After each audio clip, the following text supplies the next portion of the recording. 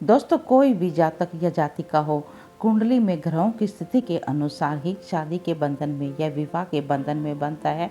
और ज्योतिष शास्त्र में ग्रहों को दो भागों में विभाजित किया गया है, शुभ ग्रह और अशुभ ग्रह।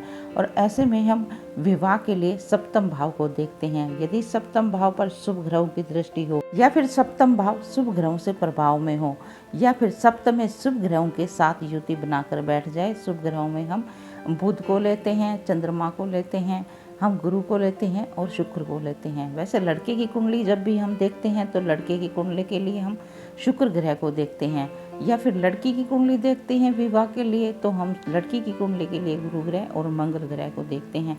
तो दोस्तों, यदि सप्तमेश के ऊपर पाप प्रभाव आ जाए, पाप ग्रहों की दृष्टि आ जाए, तो विवाह में देरी होना लाजमी है। विवाह में देरी अवश्य ही होती है।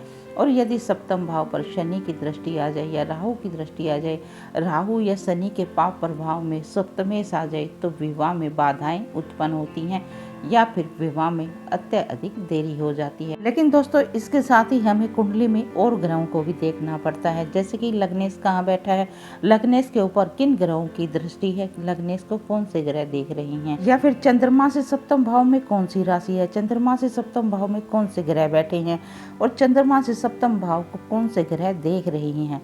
तो दोस्तों, इस तरह से हमें कुंडली की बहुत सारी परिस्थितियां देखनी पड़ती हैं। और नवमांश में कौन से भाव से शुरू हो रहा है, कौन सी राशि से नवमांश शुरू हो रहा है, नवमांश के सप्तम भाव को कौन से ग्रह देख रहे हैं, तब जाके हम विवाह के लिए कोई उपाय बताते हैं। तो दोस्तों, मैं ज्योतिष आचार्य सुमन कौशिक, और मैं आपको जो भी उपाय बताती हूँ वो सभी उपाय आजमाए हुए उपाय होते हैं, मेरे क्लाइंट के द्वारा किए हुए उपाय होते हैं। और ये उपाय बहुत ही जल्दी अपना रिजल्ट दिखाते हैं, अपना असर दिखाते हैं। तो दोस्तों, आज मैं आपको जो उपाय बताऊंगी ये बहुत ही अचूक उपाय है। इस उपाय को आप किसी भी पूर्णिमा तिथि के दिन कर सकते हैं, या फिर अभी पूर्णिमा तिथि के दिन होलिका दहन है तो इस उपाय को आप होलिका दहन के दिन करेंगे।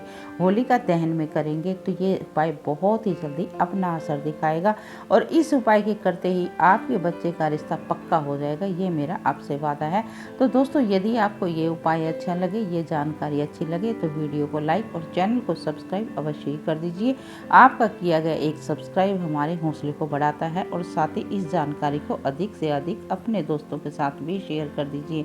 आपके द्वारा किया गया एक शेयर किसी जरूरतमंद की चेहरे की मुस्कान बन सकता है, उसके जीवन में खुशियां ला सकता है, जिससे कि आप भी पुण्य फल के भागीदार बनेंगे।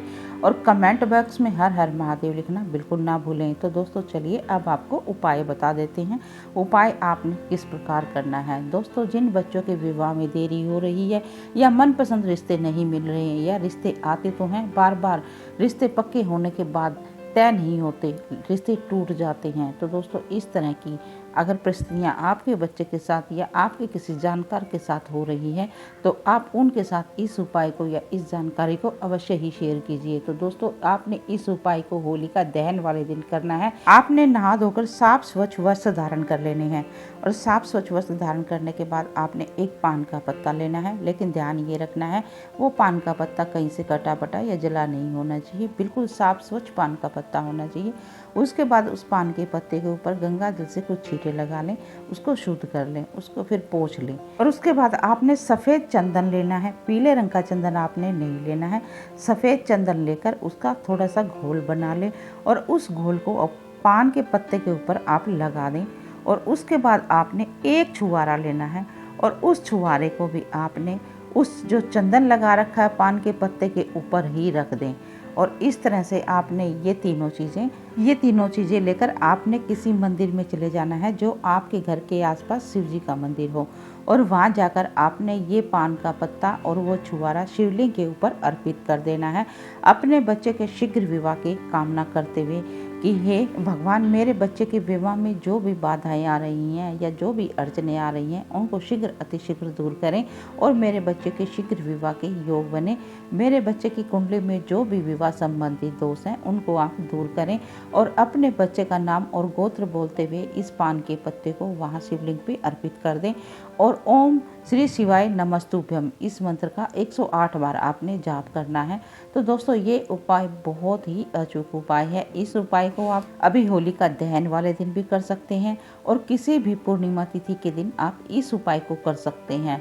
और उसके बाद आपने चुपचाप अपने घर आ जाना है, और उसके बाद आपने करना ये है, रात्रि में जब होलिका दहन होगी उससे अगले दिन आपने सुबह जाना है होलिका दहन के पास, और वहाँ पर आपने चुपचाप जाना है और वहाँ से अपने राइट हैंड यानी कि दाएं हाथ से थोड़ी सी होलिका दहन की जो भस्म है, राख है, वो उठा के ले आनी है। एक किसी चम्मच पे या किसी बर्तन में उठाकर आप उस राख को ले आएं। बस ध्यान ये रखना है, रास्ते में किसी से बोलना नहीं है। और घर आकर उस होलिका की जो भस्म है उसको आप एक चुटकी, जिस बच्चे का विवाह नहीं हो रहा उसके स्नान करने वाले पानी में डाल दें, उससे स्नान करवाएं। और उसके बाद जो बची हुई भस्म है उसको जल के पात्र में डालकर शिव जी के ऊपर अर्पित कर दें, अपने बच्चे का नाम और गोत्र बोलते हुए कि मेरे बच्चे के विवाह में जो भी बाधाएं अड़चने आ रही हैं उनको शीघ्र अतिशीघ्र दूर करें।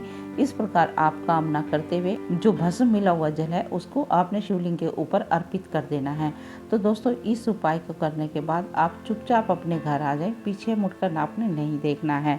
ये बहुत ही अचूक उपाय है। इस उपाय के करते ही आपके बच्चे के विवाह में जो भी दोष बने हुए हैं, कुंडली में विवाह संबंधित काल सर्प दोष है, ग्रहण दोष है, नजर दोष है, जो भी दोष बने हुए वो सभी दोष दूर हो जाएंगे।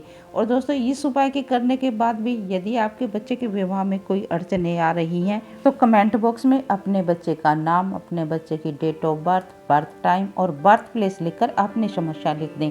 मैं आपके बच्चे की कुंडली देखकर कोई ना कोई उपाय बताने की अवश्य कोशिश करूंगी। और यदि आप अपने बच्चे की कुंडली का विश्लेषण करवाना चाहते हैं तो मेरे हर एक वीडियो में मेरा व्हाट्सएप नंबर दिया हुआ होता है, आप वहां पर मुझसे संपर्क कर सकते हैं। तो दोस्तों, यदि आपको ये जानकारी, ये उपाय अच्छा लगा हो तो वीडियो को लाइक और चैनल को सब्सक्राइब अवश्य ही कर दें। तो चलिए मिलते हैं अगले वीडियो में एक नई जानकारी के साथ।